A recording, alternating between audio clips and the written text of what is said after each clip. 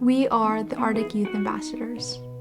Yakali Inlanda, Dulcinea Jade, Moon Lopez Shia Kilan, Nochina Eshline Shida, Terbonin Shkai Kilanda. I am Dulcinea Jade Moon Lopez, and I am from Tyonek, Alaska, and I am a part of the Sky Clan.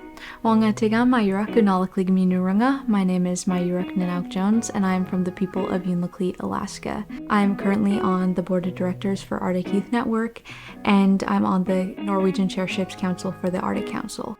I'm Taylor Higgins. My Yupik name is Dunganik.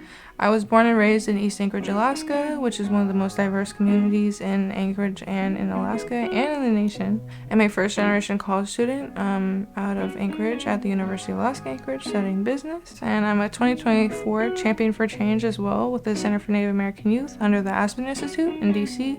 Shishida Shiiji Nivi Alexis Kinevek Ishanshi Tikyak Mute and Tyonek Shigushakaya Kalanda. Hello, my name is Nivi Alexis Kinevek. I am from Anchorage and my family's from Point Hope and Tyonek. My name is Josie and I live in Anchorage, Alaska. My name is Rodney Evans and I'm from the village of Rampart, Alaska on the Yukon River. So right now, the fourth cohort of the Arctic Youth Ambassadors, we are all here together in Sitka on Tlingit Ani, both as a closing ceremony, as a graduation, but also more of a retreat. See the city, see the town. Almost crazy to think that 2 years has already gone by. My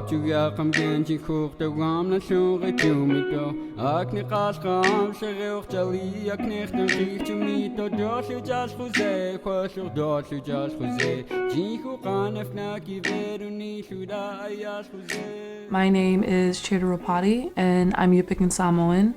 My given name is E. Gluvach, and I'm originally from Anchorage, Alaska. That's where I went to school, but I spent all my summers in the native village of Kongakanuk.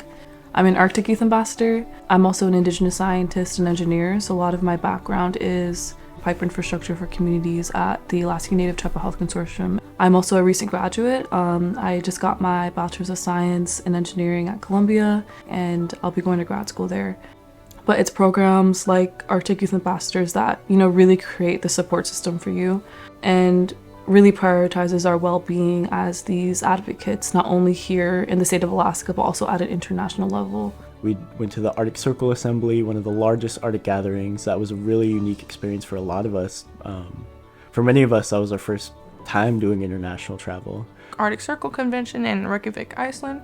Arctic Frontiers in Norway. I got to go to Tennessee for the Rural and Tribal Youth Voice. It was really nice to be this voice for our community in Alaska. Listen to speakers and elders.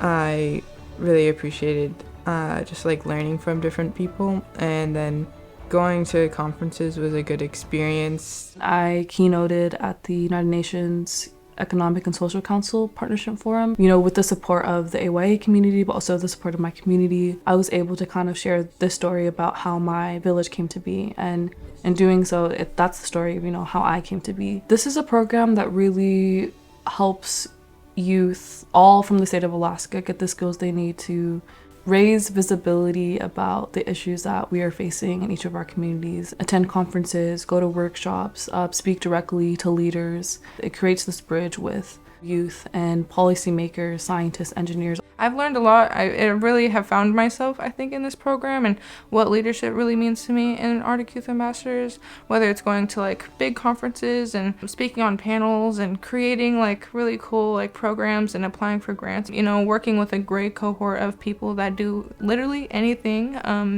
whether it's in STEM or climate justice, leadership, language revitalization, cultural revitalization. And just being able to meet everybody and feel so inspired by everything everybody's doing. This cohort, we had a unique experience working together to write a grant and then build a project from the ground up. We came up with this Denali Commission project, focused mainly on coastal communities. We're working on a project right now to tell stories within communities that we come from, and to be able to share our community stories about how they're facing different changes within the environment and different storms like Typhoon Merbok. Traditional storytelling is, in my opinion, one of the biggest ways we could get information across and to actually have people listen to what we're trying to say. A lot of my focus in filmmaking, photography, and storytelling has been in indigenous storytelling and sharing our ways of life in order to kind of protect and preserve that.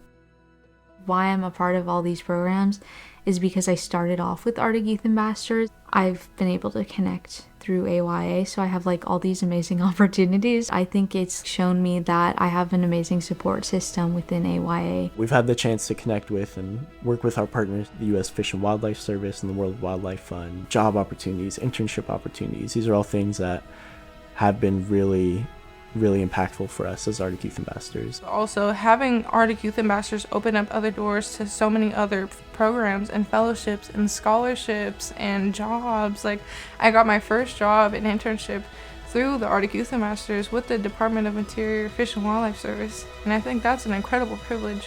I think a lot of us are so grateful for this program. So many of us wouldn't be here if it weren't for this program, and getting the chance to share our stories and be ambassadors, be voices for our communities. That's the kind of future I want to provide, is one where future generations could practice the culture and to live off the land and to be able to feel safe within our community. That gives me a lot of hope for our future because people are listening to the youth, and this program shows that. Honestly, like, this is something that all of us will be involved with our entire lives. I just love this group, and I just want to say a big thank you to them. Alaska Conservation Foundation, U.S. Fish and Wildlife Service through the Department of Interior, World Wildlife Fund, Alaska Conservation Foundation, shout out to them. Guyana Jukna.